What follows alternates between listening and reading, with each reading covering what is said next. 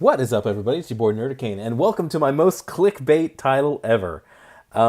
If you are still here, don't click off. Come on, come on. Okay, this hasn't happened. This is a hypothetical. We're gonna do a fun little hypothetical today. So here's the hypothetical. Okay, Marvel has collapsed. It has completely collapsed under the weight of the SJW toxicity. The body of Marvel has just shut down, and Marvel decides it's going to come back. So, Marvel Comics is coming back. You are the EIC. You're the head honcho. You're the shot caller. What you have is you have 10 books, and you get 10 writers. And that's month one of the new Marvel Comics. 10 books. That's all you get to put out. First off, the thing I would do is policy. There would be a distinct social media policy of behavior, and that would be laid down as soon as a writer comes on. They sign that contract. That is part of it. That is definitely part of it. That is something that will get your contract signed. Violation of that social media policy, anything you do to hurt the brand, to hurt your title, to reflect poorly upon the professionalism of Marvel Comics, you're gone. You can go back to Black Mask. Second thing I would do, every writer in working for Marvel Comics, you're going to get on a conference call every Monday, and everybody is going to say on the conference call, this is what I'm doing with my characters, this is what I have planned. And the reason for this is not a punishment. I'm not forcing people to show their work. The reason I do this is because Marvel has lost the continuity in its comic books. I read a lot of Marvel Unlimited, and I look at these old books, and something will happen, like in an X-Men book I was reading. Something happened in an X-Men book, and there was a little caption at the bottom that said, go see this other comic. So things in other comics were touching and bouncing off of things that were going on in the Uncanny X-Men. And you don't see that in Marvel Comics anymore. You don't see things touching unless it's an event, unless it's a coordinated event. And I think that was part of the charm and part of the magic of Marvel Comics. That's what I would do with this conference call, is I would want the writers to talk about what they're doing. And if another writer says, hey, can I do this? Or if they say, hey, I'm doing this in my book, you could do this hypothetically. And that way these books are touching each other. That way, if you're a Daredevil fan and something's going on in Daredevil and it has repercussions in, say, the Spider-Man book, they can do that. They can make sure that coordinates and it works together in the book. So there's a reason. If you're a Daredevil fan, suddenly you have a reason to go buy a Spider-Man book. If you're a Spider-Man fan, suddenly you have a reason to go buy a Daredevil book. And that's, back in the 80s and 90s, that's how I branched into other characters that I didn't think I liked, but turned out I liked. The IDW line would be the bank robber supervillain stop, and that is the all-ages book. And I think that's what Marvel's doing with that already. But I've wasted too much time. Let's get into it. This is going to be fun. The first book that I would put out is Spider-Man. It would be ASM, Amazing Spider-Man. It's been going for a long time. It's the longest running book that Marvel has. No reason to stop that. I'm going to get some crap for this. Chip Zdarsky is going to write this book. Now, I'm not going to put a picture of Chip Zdarsky. Chip Zdarsky's Twitter and every picture I've seen of the dude is so absolutely soaked in soy that I cannot stand to look at the guy. I like reading his stuff, which is ironic enough. He had his period where he was writing Peter Parker like a jagoff, like it was just completely, it was terrible. But he figured it out. His Spider-Man books became really good. His 2-in-1 was outstanding, and that's where I would put Chip Zdarsky, excuse me. I'd make sure he signed that social media policy, and he would be on The Amazing Spider-Man. Next one would be Captain America, and this is Steve Rogers' Captain America. This isn't anybody else's Captain America. This isn't Cap without his shield. This isn't anything. This is Captain America, and I would pick Ed Brisson for this. I loved his Cable run. He's done a lot of things that I really like. Ed Brisson I think he would be a good fit for Captain America, and it would be definitely an action book. Ta-Nehisi, oh man, we had hope for Ta-Nehisi. Ta-Nehisi has like gone back to his old tricks, and Yeah, I can't have it. Ed Brisson would be doing Captain America. The next one would be Iron Man, and I don't know if I'd be able to pry him away from DC Comics, but Brian Edward Hill, I like his writing on Batman. I like his writing style. Yeah, once again, it's just another guy who's really good at writing. His social media is so, but whatever. X-Men, Uncanny X-Men would come back. I don't know if I would reboot it to number one or go with the old numbering system. But Charles Soule would be doing this. I really like his Return of Wolverine. He did The Death of Wolverine. He's done a lot of Star Wars books that I really like. He's one of the few writers at Marvel who's kind of crossed the line and gone over to the Star Wars line. I think he's good enough, and I think putting him there and putting him in that book and saying, okay, at minimum, you have 2 years on this book. That would give him the chance to really develop and really, hopefully, create a run that would rival Chris Claremont in the X-Men book. And the X-Men truly deserve it. And that would be my baby. If I were the EIC of Marvel, the X-Men would be my baby. The next one, this is going to be a popular choice, Daredevil. Your boy, Richard C. Myers would be on Daredevil. He does really good action. He does really good street level stuff. And that is exactly who Daredevil is.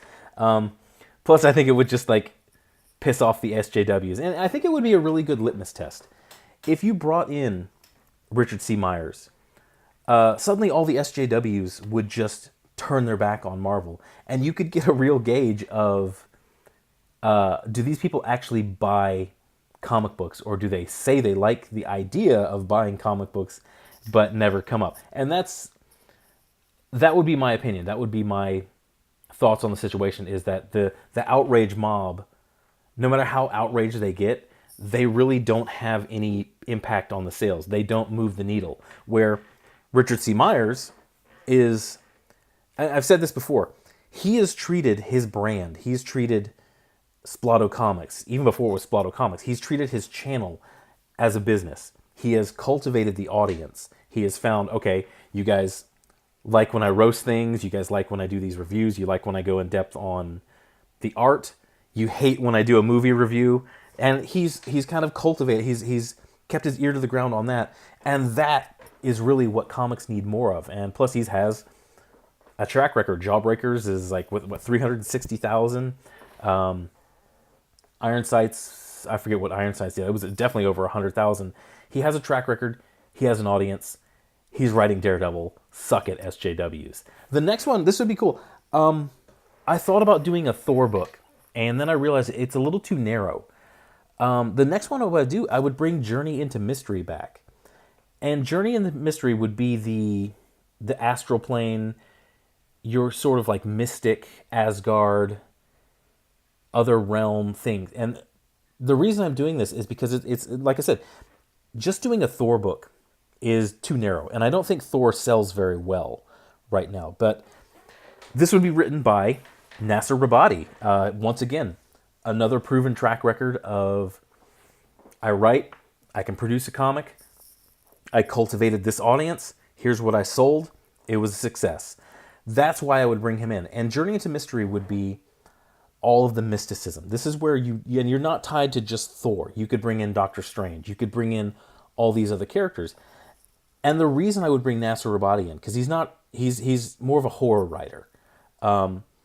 That's what I want the mystic realm to be. The mystic realm of Marvel Comics should be terrifying. It shouldn't be happy goblins, dancing around. It shouldn't be these Technicolor dreamscapes. There should be really dark, really scary things going on in that realm. And that's why I would bring in someone like Nasser Rabadi to write that. On the other hand, the cosmic, I'm not going to ignore the cosmic. The Nova Corps I would bring back as sort of a Marvel's police force in space.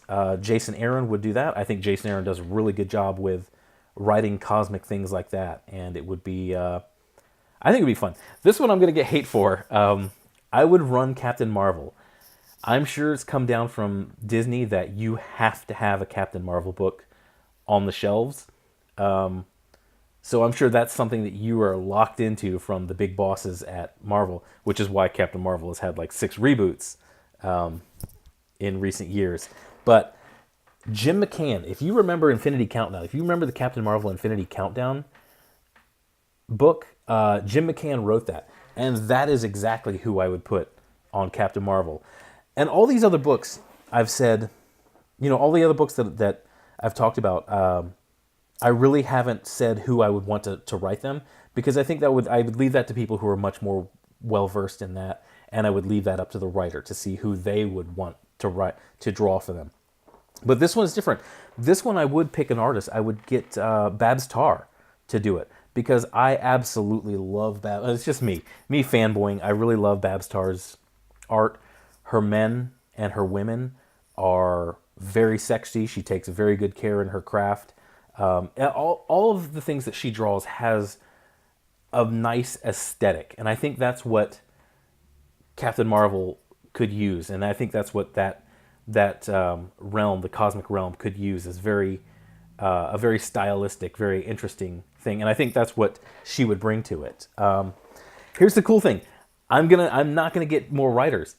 I'm gonna do 2 books. I'm gonna do one book called Street Level. Now, what Street Level is sort of like Marvel Comics Presents. This is the testing ground. If a writer comes to me as EIC and says, hey, I have a great story for Darkhawk, I have a great story for Night Thrasher, I have a great story for this character, that character, I can say, okay, give me a 10-page story, give me a 15-page story, give me a 24-page story. And this Street Level is where all of those would go, for street level characters. Short stories, maybe 1 or 2 part issues if it's good enough. But if a writer can come in, pitch an idea, create the idea, make it happen, and then if it goes out there and gets enough feedback from the fans say, oh, we love this writer, and we love this Luke Cage story. Guess what? That writer gets to do a Luke Cage series. Whenever I do my next round of bringing in new comics, that writer is writing Luke Cage, because the fans respond. He created it. He cared enough about it. He or she cared enough about it, and the fans responded well enough to it. Guess what? In a couple months, in 6 months, Luke Cage is getting his own series written by that person. And the same goes for Marvel Comics Presents. Marvel Comics Presents would cover everybody else in the world. If you had a Thanos story to write, okay, write a 10-page Thanos story. Same thing. If you create it and it's quality, and then the fans respond to it, guess what? We're going to do a Thanos series. Those 2 books would be the test bed. Those 2 books would be the doorway to get into Marvel Comics. If somebody who's just been writing indies can write a good script for Mockingbird, send it in. If it's approved by the editors, it gets printed, it gets made. If it gets made and it's popular enough, guess what? You get your own book. Mockingbird is the character. This is meritocracy. This is the show me. Show me you can do it. Show me you care enough about it. You get to play with my toys. You get to, as EIC, you get to play with my toys. You get to play with Mockingbird. You get to play with Galactus. You get to play with Silver Surfer. You get to play with my toys. And if it works out, you get to come in. That's the gateway. Those 2 books would be the gateway. I think I would probably get flooded by so many people wanting to crack into the industry. It would probably become a bi-monthly book, but that's what I got. That would be my plan. 10 books, 10 writers, 8 writers, whatever. But I'm really interested. Even if you guys don't make videos, tell me who your 10 would be in the comments. Let me know what you think. And I hope I get some feedback. I would love to see who Umbrella Guy would pick, what books and who he would pick. But that's all I got for that one. Have some fun with it. I had some fun putting this list together. Tell me if I missed anybody, because I guarantee you're going to suggest people and books that I'm just going to slap my head and be like, oh, how did I forget about that? But that's all I got for this one. New Comic Book Day is tomorrow. You guys go to the website, figure out what you're going to get, and go find something you love. Thanks for watching. Hit a like, hit a subscribe. Have a good day.